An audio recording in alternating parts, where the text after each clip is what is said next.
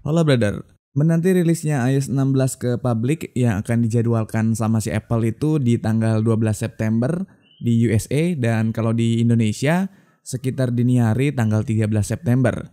Kita sedikit ngobrol-ngobrol, bincang-bincang, cerita-cerita, dan kalau kamu nanti punya opini, kamu punya pandangan, kamu punya pendapat apapun, kamu boleh ramein aja di kolom komentar. Sebelum ngerilis besok tanggal 12 September, Apple sebetulnya udah ngerilis versi RC-nya atau rilis kandidat. Dan buat aku sendiri, aku baru sempat update ke versi RC-nya. Untuk iPhone XS Max yang aku punya, ukurannya itu ada di 4,92 GB. Ukurannya yang lumayan gede, tentu harus pakai jaringan WiFi untuk memastikan nanti biar update-nya itu lancar. Kalau pakai jaringan seluler, agak takutnya error di tengah dan akhirnya malah bootloop. Dengan jaringan yang aku punya ini waktunya agak lumayan ya, 57 menitan, ya sekitar 1 jam lah kurang lebih. Oke, kita coba lihat dari iOS versionnya dulu. iOS versionnya sendiri adalah 20A362. Jadi kalau kamu ada di iOS version yang tadi aku sebutin, artinya kamu udah ada di versi RC-nya. Oh ya, satu hal yang penting buat kamu yang pakai versi beta, entah itu beta 8 atau mungkin public beta 6, kalau kamu belum update ke versi RC-nya, kamu jangan dulu hapus beta profilnya ya, karena nanti nggak bisa update ke versi resminya kalau kamu langsung hapus. Kecuali kalau kamu udah ada di versi RC, kamu bisa hapus profil betanya. Buat kamu yang pengen ngecek profil betanya ada di mana, kamu tinggal masuk ke setting, pilih general, lalu ada pilihan VPN and Device Management. Kamu klik aja beta profile, nanti kalau kamu mau remove, pilih aja remove. Tapi kamu harus ingat ya, kamu harus udah ada di posisi RC kalau kamu mau nge-remove beta profilnya. Biar nanti secara otomatis ketika versi yang resminya udah ada, kita tinggal update aja kayak biasa. Lalu bagaimana nih kalau kamu ternyata udah nge-remove beta profile sebelum update ke versi RC? Kamu tinggal download ulang aja beta profile terakhir yang terinstall di iOS kamu atau di iPhone kamu. Oke, kita lanjut. Sebetulnya untuk di versi RC ini nggak ada hal-hal atau fitur-fitur yang baru yang disematkan sama si Apple di iOS 16 ini.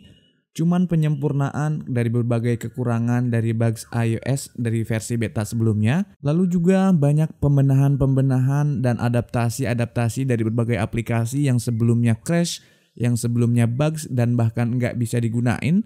Kayak untuk aku pribadi yang ngalamin adalah di Tokopedia dan di BRI Mobile, sekarang udah bisa seperti biasa, normal, bisa digunakan sebagaimana mestinya dan bisa difungsikan sebagaimana seharusnya.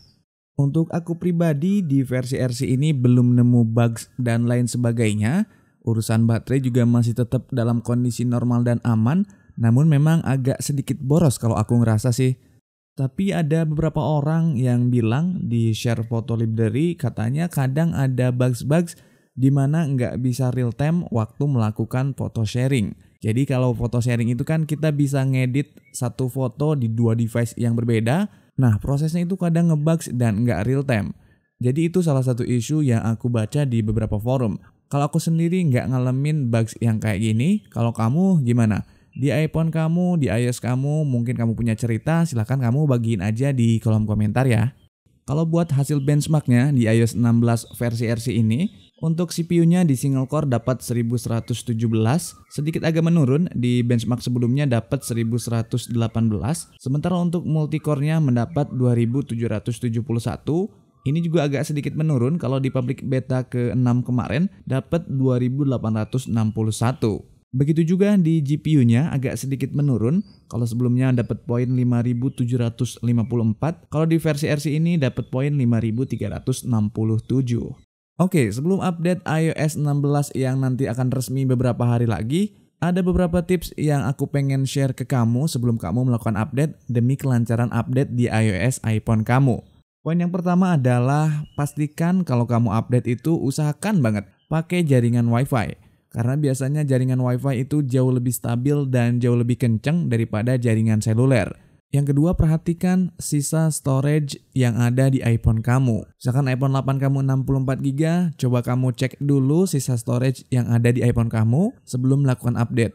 Idealnya kalau boleh aku ngerekomendasiin ke kamu, Storage yang tersisa usahakan minimum 2 kali dari size update iOS-nya. Misalkan size update iOS-nya itu 5 GB, jadi pastiin sisa storage di iPhone kamu minimum banget 10 GB.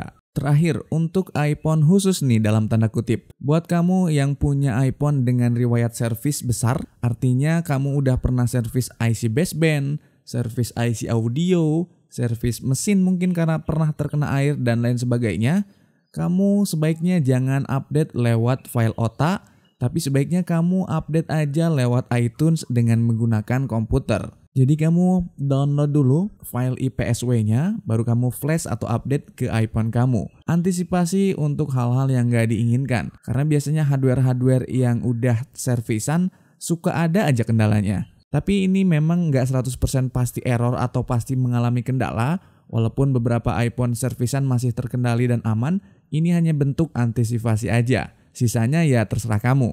Kalau kamu yakin update dengan file OTA, ya silahkan. Tapi buat kamu yang cuma ganti LCD, ganti baterai, ganti kamera, sebetulnya nggak ada masalah kalaupun kamu update lewat file OTA. Oke, selamat menanti iOS 16 resminya rilis oleh Apple. Kira-kira apa nih fitur favorit kamu yang kamu tunggu-tunggu di iOS 16 nanti? Itu aja informasi yang bisa aku sampaikan. Thank you for watching. I'll see you. Bye-bye.